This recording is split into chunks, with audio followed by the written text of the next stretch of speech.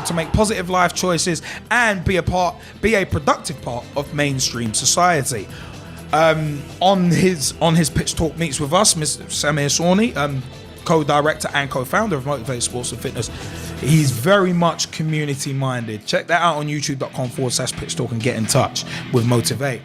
Girls on the Ball, GOTB, are founded by two football mad ladies who follow the women's game passionately, and we had the pleasure to interview Girls on the Ball, Sophie and Rachel, recently.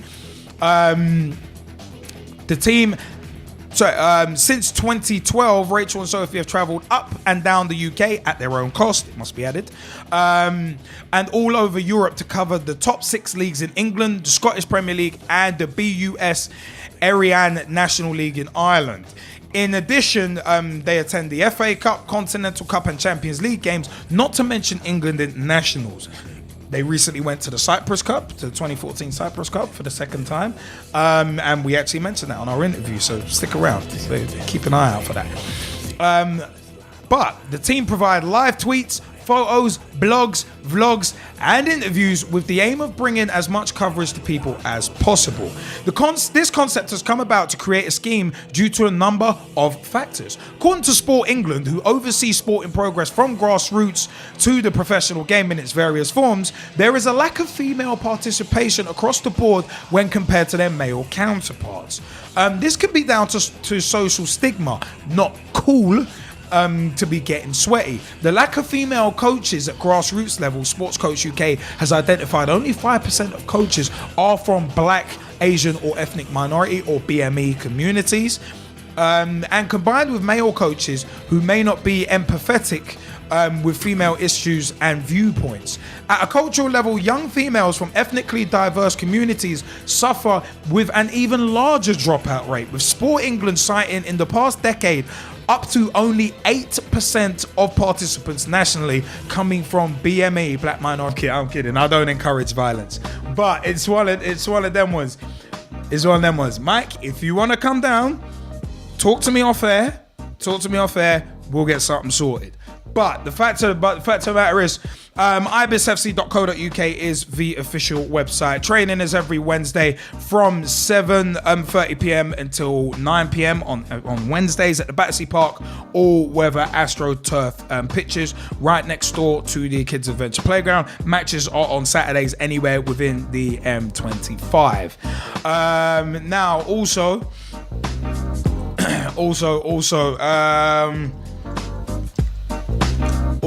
like to say a big shout out to the guys, big shout out to all of the Ibis guys who turned up for the emergency aid course, including Luke Blogg, aka Bloggy, Ollie Woodin, Jack Lloyd, Chris Innard, Gideon Barnett, Jamal Kendall Campbell, the G-Man was there with me, Ben Pierre was there too. There were a few more of us as well. Andy Edge. There were actually more of us. Stephen Bone, our treasurer, aka Boney, was there as well. So it's one of them ones. There were a lot of us at that emergency aid course last night. So it was actually very, very good. Very well attended by the Ibis as well. Toby Moore Morris was there as well. So big shout out to him as well. The Frees were well represented too. So it's one of them ones. Big shouts. But you know what? We're going to rewind the touch back to Saturday. And my teammate Jordan Mills was on the call earlier. It's one of them where it was a very, very interesting, it was an extremely interesting weekend for the club because every team within the club actually only had about 12 players each. So it's one of them was we are struggling a touch for players. But it was a very eventful Saturday for us as it happened. But when is it not eventful at grassroots level, I ask? Chinese riddle for you. When is it not eventful? Chinese riddle for you. But it's one of them was just rigging up some of the other scores from the club. Some of the other results. It was Old Stationers Old Stationers 5, Ibis 1's 1. Penny Cook getting the only goal of the game. Ibis 2's 0, Old Blues 3. Ollie Woodin, the 2's captain, was actually saying to me, didn't deserve that. So it's one of them ones. But Ibis 3's 3, Old Salesians 4. Scott Fanning, Gideon Barnett, and Toby Moore Morris getting the goals. We had Gideon snatched from us, but he's our player. But anyway. West Wickham 2, Ibis 4's 2. John Ewins and Carl Bolton scoring the goals. That was from the 22nd of March 2014. I've got a bit more info on this game in my match report, because Ibis FC 2, Ibis FC 4's 2, West Wickham 6's 2. From Saturday 22nd of March 2014, the goals came from John Ewins and Carl Bolton. As mentioned, no yellow cards, but there was one red card, and that was to the G-Man, aka Gavin Henry, who actually was sent off in this game. But why? Why? More on that later. Is one of them was the starting lineup was Gavin, the G-Man, Henry in goal, myself, Liam Angel, aka Straight Shooting LJ, finally getting to play out at left back. In my natural position. But Carl Bolton and Rob Lusher at centre back, John Ewins at right. I started John Ewins at right back. Pete Snell, I started in front of me at left mid, and Christian Frixu on the right hand side with Alex Larfan and Callum Mayfield, who worked together as well. So again, trying to exploit the familiarity. Put them in the middle with Andrew Williams and Jordan Mills up top, and Namo Matamiso was our sub. And oddly enough, he was late again. But in terms of a match report, if fighting spirit alone could keep us up, then I think we'd be fine. But unfortunately, it's points that matter, and we need to start racking them up. Still though, in battling for a point today, fill me with more optimism in terms of us surviving. Away at a West Wickham side, we'd beaten 3-0 at home, was a welcome return to fours action after spending the last 2 weeks fulfilling freeze fixtures. But one thing that was a bit annoying was actually finding the ground. Yeah, it was out in the sticks in the middle of nowhere. Oh yeah, I remember that picture. Yeah, that was quite odd. That's a good one actually. But we all ended up finding it in the end, even after a couple of guys had rather difficult times the night before, and even that morning in Alex Larfan's case.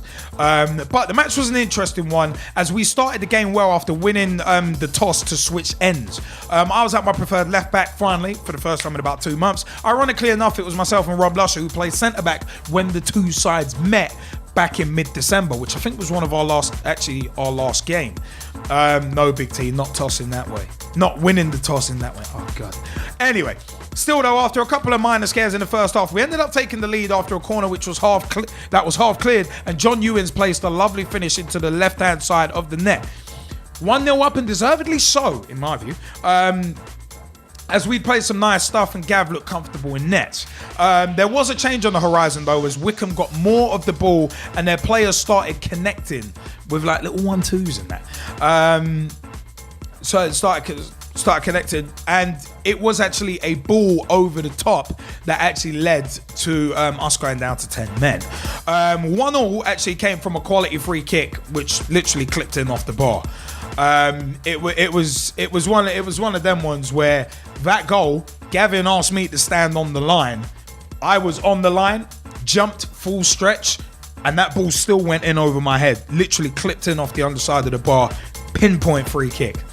But after keeping a generally good line, then the P10 actually bent his run, got in behind us, and he nicked the ball past Gavin, who absolutely clattered him.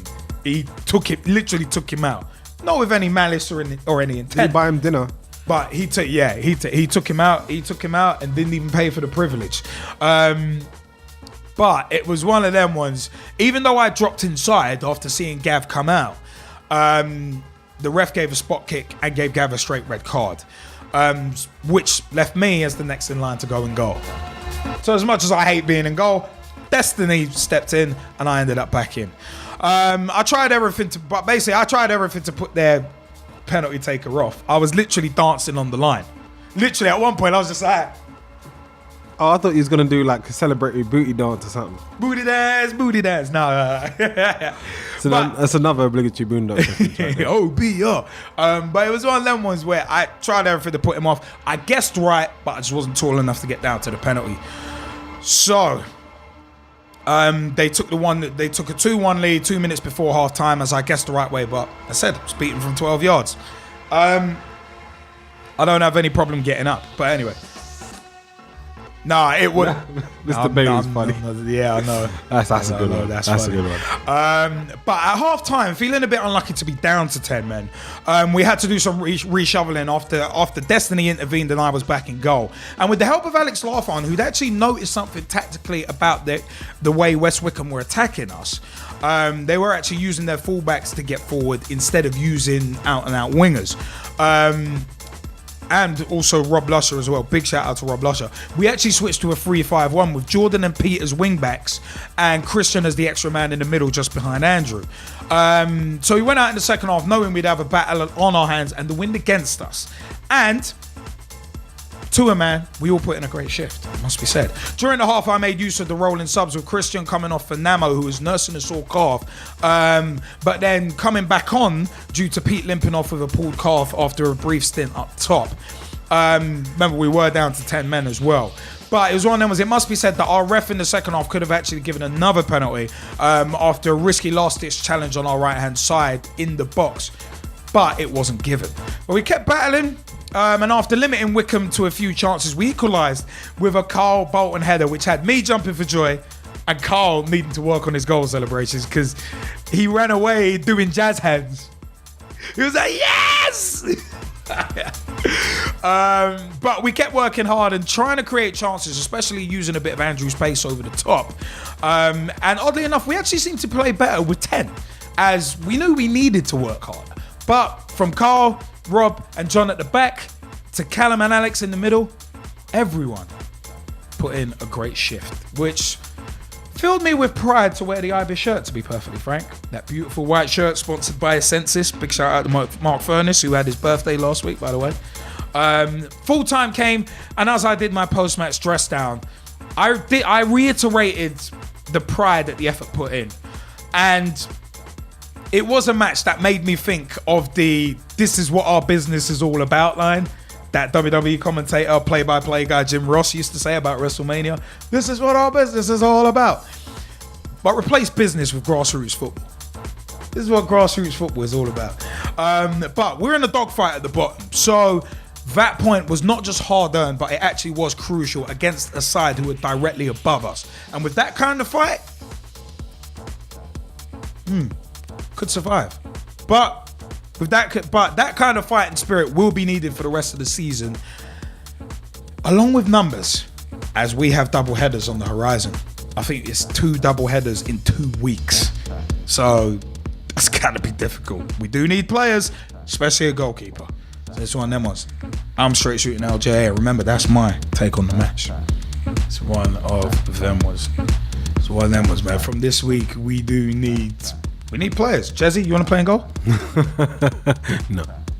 All right, then fine. I don't want to go in goal. That's all I'm saying. I don't want to. But remember, big shout outs to Ibis. That's quality. Edgar Davies is a centre mid. Tom Wood's brilliant. That's good. But as said, 2-2 was the final score. And if you want to play for the Ibis, email ibisfootballclub@gmail.com. Get in contact with us, facebook.com/IBIS.FC and twitter.com/IBIS_football @IBIS_football, and ibisfc.co.uk is the official website. Big time shout outs to John Timmins, aka JT, who runs the site. Remember, our match days are on Saturday and we train every Wednesday from 7:30 p.m. until 9 p.m. We are looking for players, especially in the fours. We are looking for a goalkeeper. So if you know a keeper, please pass on their details, because at the end of the day, we need one. Ibis is actually nothing to do with the hotel. It's actually nothing to do with the hotel. The Ibis on our shirt is actually the Ibis bird. It's to do with that. But we used to be, I think it's part of the Prudential. I'd need to get the exact history. By the way, we shot footage last year, which we're going to edit into a documentary, so keep your eyes open for that. Probably by the autumn. Keep your eyes on that. But it's one of them ones. But yeah, man. If anyone knows any goalkeepers, please pass their information on. And to the Pitch Talk listeners, if you're up for playing, let us know. Send it directly to me. Send it to the details we've given you. Let me know. But it's one of them ones. You know what? Yeah. One of them. Tom Wood. You wanted to mention about Hambro Colts because it kind of ties into one of our next points. So, but yeah, what do you want to mention about Hambro Colts, man? Yeah, we're going to be changing our name for next season. Really? Why is that? Don't know, the manager has just got a chat, just wants to change the name because I don't think he really likes it, to be honest. So he wants to change it, so he's asked us all to think of a name, so... He just wants to change it because he doesn't like it. Like everyone was saying that we should call it Cockney Rejects. Oh my God. That just sounds wrong. It sounds so wrong, you know it does that. Oh God, it sounds so wrong. So wrong. And we might be also having a friendly with Chelsea hopefully soon. Oh, I hear that. So I'm just waiting to hear back from my manager about it, and then I can let you know, or I'll let him know. Get him to let you know. Yeah. Nice one of them ones, man. Hopefully that pops off. Yeah, hopefully. Yeah. You know what? Yeah. Speaking of disabled teams and differently able teams and those sort of initiatives. Differently abled. It's one of them ones where Haringey Borough Women's FC, who we usually feature on the show, big shout out to Jamal Kendall Campbell, who's one of my Ibis teammates, and you need to go in goal, sucker. But anyway, leaving that aside. We're coming for you, Jamal. But it's one of them ones. Haringey Borough Women's FC are located in Goalz Park, White Hart Lane, London. London N17 7JP is their postcode. They're located Goalz Park, White Hart Lane, Tottenham. At HBWFC1 is their Twitter. Their email is hbwfctwitter@gmail.com and www.haringeywomenfc.co.uk is their official website. They are actually releasing a new website very soon. They train on Tuesday evenings from 7:30 p.m. until 9:30 p.m. at Northumberland Park Community School, Truelock Road, London N17 0PG, and their match days are on Sundays. Big shout out actually to the Haringey Borough Women's FC captain, who is Carla Parker, because Haringey Borough Women's FC Pan Disability Football Sessions. Support our sessions in partnership with Access Sport Ignite programme. Starting on Saturday, March 22nd between 2 p.m. and 4 p.m. at the Haringey Sixth Form Centre. The sessions are open to all young people with pan disabilities or without playing experience. The sessions will be mixed gender until attendance figures require otherwise and will be delivered by experienced and qualified coaches from Haringey Borough Women's Football Club. I said, man, it's a case of you gotta let people know about this. Let young people, partner organisations, special schools and inclusion units, community organisations and football clubs that you think may be able to signpost young people. It's Pan Disability Football Sessions, and a little more info, if you will. Yeah. So as I said, those Pan Disability Football Sessions take place at Haringey Sixth Form Centre. I said they started on Saturday 22nd of March, but all abilities are welcome and it's fully qualified coaches and experienced volunteers. It's free. Absolutely free. Exactly. And it's Access Sport in partnership with Haringey Borough Women's FC. So it's 2 till 4 p.m. at the Haringey Sixth Form Centre, which is White Hart Lane, Tottenham, London, N17 8HR. For more information, contact sarah.train@accessport.org.uk. That's sarah.train@accessport.org.uk. The telephone number is 07966 217097. That's 07966 217097. Or you can contact Carla Parker at Haringey Borough WFC at gmail.com. That's Haringey Borough WFC at gmail.com.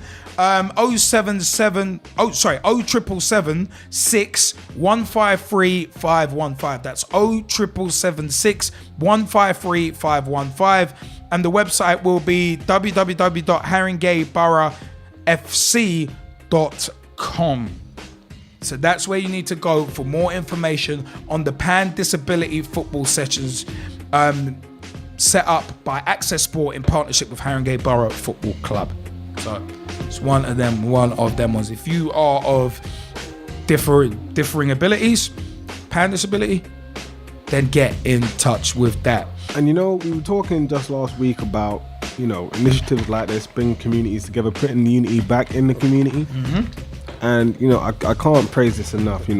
Big shout out to everybody over at Haringey Borough Women's FC, just for being able to put this on. And I think the more word is spread about it, the more people that go down to it, the more I'd like to see this kind of thing become a permanent fixture within the community. We sat down with Sophie and Rachel, Girls on the Ball. It's a shame that Scotty the Rabbit wasn't there, but we were talking about things like this, and it's things like this that enable young people, not just young men, but young ladies as well, to get involved, not just in football, but in sport in general. Do you know what? Speaking of that, speaking directly of Sophie and Rachel of Girls on the Ball, along with Scotty the Rabbit, and also Samir Sawney of Motivate Sports and Fitness, Goalz4Girlz. In Ealing, London, was launched on March 20th, 2014. The Goalz4Girlz football project is a community development scheme set in Southall, which is one of the most diverse communities in London, Ealing. This project is set up specifically to engage with young girls aged 7 to 12 years old. The service provided will see professional staff and mentors deliver a range of educational activities at a hub venue. The area selected for the provision, Villiers High, sits in Southall in the London Borough of Ealing. This is one of the most ethnically diverse communities in London and suffers from a wide range of social and economic issues. The core project will target the whole borough, but we expect the Southall Broadway sector as the core area. Many of our audience will be attending from. Now, who are the people behind this project? Two entities that we know very, very well.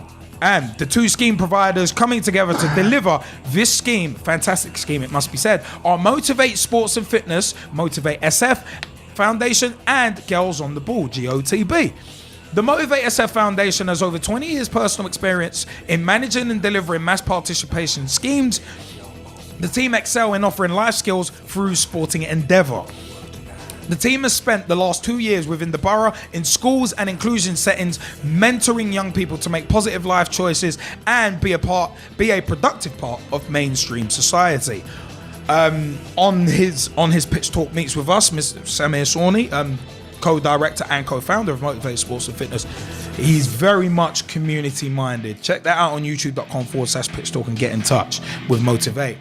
Girls on the Ball, GOTB, are founded by two football mad ladies who follow the women's game passionately, and we had the pleasure to interview Girls on the Ball, Sophie and Rachel, recently. Since 2012, Rachel and Sophie have travelled up and down the UK at their own cost, it must be added, and all over Europe to cover the top 6 leagues in England, the Scottish Premier League, and the BUS Ariane National League in Ireland. In addition, they attend the FA Cup, Continental Cup and Champions League games, not to mention England internationals. They recently went to the Cyprus Cup, to the 2014 Cyprus Cup for the second time. And we actually mentioned that on our interview, so stick around.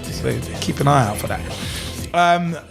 But the team provide live tweets, photos, blogs, vlogs, and interviews with the aim of bringing as much coverage to people as possible. This concept has come about to create a scheme due to a number of factors. According to Sport England, who oversees sporting progress from grassroots to the professional game in its various forms, there is a lack of female participation across the board when compared to their male counterparts. This could be down to social stigma, not cool to be getting sweaty. The lack of female coaches at grassroots level, Sports Coach UK has identified only 5% of coaches are from Black, Asian or ethnic minority or BME communities. And combined with male coaches who may not be empathetic with female issues and viewpoints. At a cultural level, young females from ethnically diverse communities suffer with an even larger dropout rate, with Sport England citing in the past decade up to only 8% of participants nationally coming from BME, Black Minority Ethnic backgrounds.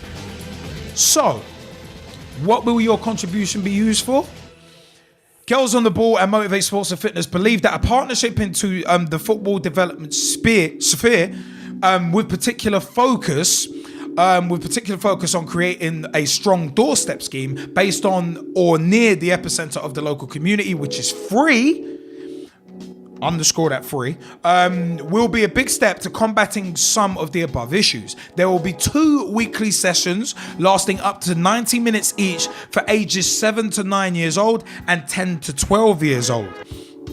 Although they may adjust the ages according to demand. But sessions will take place over an unbroken calendar year from June 2014 to June 2015. All sessions will have a format. Their coaches will have experience and full training to provide participants with a safe and positive experience at all times. There will be a code of conduct set for all staff and players and participants registered to take part in all sessions. All staff will be CRB checked. And have relevant training and experience to deliver to young people in a community setting. They're hoping to engage with 40 individual young girls over the first year of the scheme and hope on average to have around 10 to 15 regular attendees per weekly session after the first 2 months of delivery. Of course, more funds mean more sessions. And if they do exceed their target, they'll be running a tournament, amongst other things, to make things even more fun and exciting. As Girls on the Ball and Motivate have said, we hope you like the idea and look forward to your support in joining us to bring this project to life. We will be keeping you posted over the next few weeks on how things are going, and of course, feel free to drop us a line if you have any questions or comments. Now, if you want more information, because obviously Girls on the Ball and Motivate Sports and Fitness are looking for support financially, anything you can give, they would really appreciate it, and we would appreciate it too, because you got to support the community. The community is the heartbeat of life. If you don't have a healthy heart, if you don't have a healthy community, there's no spirit there, and if you don't have a healthy spirit, it's a done deal. Now, for more information, contact Samir Sawney, Director of Motivate Sports and Fitness, at www.motivatesportsandfitness.com, facebook.com/motivatesf, twitter.com/motivatesf, or at motivatesf on Twitter, motive8, the number 8, and Girls on the Ball, Sophie and Rachel, you can contact facebook.com/Girls on the Ball, twitter.com/Girls on the Ball, at Girls on the Ball on Twitter, and www.girlsontheball.com. So, it's one of them ones. As said, Goalz4Girlz is the project. People, get involved and support it. We're supporting it here. Your Monday Night Football and Fix, special edition Tuesday Night Football and Fix. We will be supporting that cause. So it's one of them ones. You've got the contact details. You know the information. If you want more information, hit them up. Hit up Girls on the Ball, Sophie and Rachel, and Samir Sawney. Both entities we are proud to say, are part of the Pitch Talk Meets journey. So it would mean a lot to them, it would mean a lot to us, but even more so, it would mean a lot to the community of Southall and the youngsters within it, that 7 to 12 age bracket. If you supported the cause, it would mean a hell of a lot.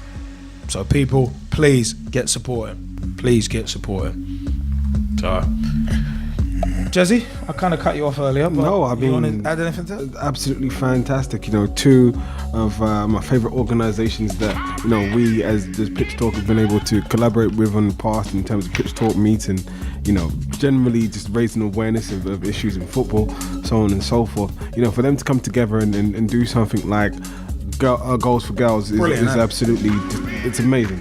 All that needs now is for everybody to just get out there and, you know, spread the word. Like we say, it's going for a whole calendar year from June to June. So it's just like, look, make sure you get down, be a part of it. You know, you never know what will come out of it in terms of, you know, for a young person, they may find a new hobby, they may find a new discipline, they may even find a new way of looking at life, which is even bigger. And as we say, we're all about putting unity back in community, and that's what this project is going to go and do. So you know what?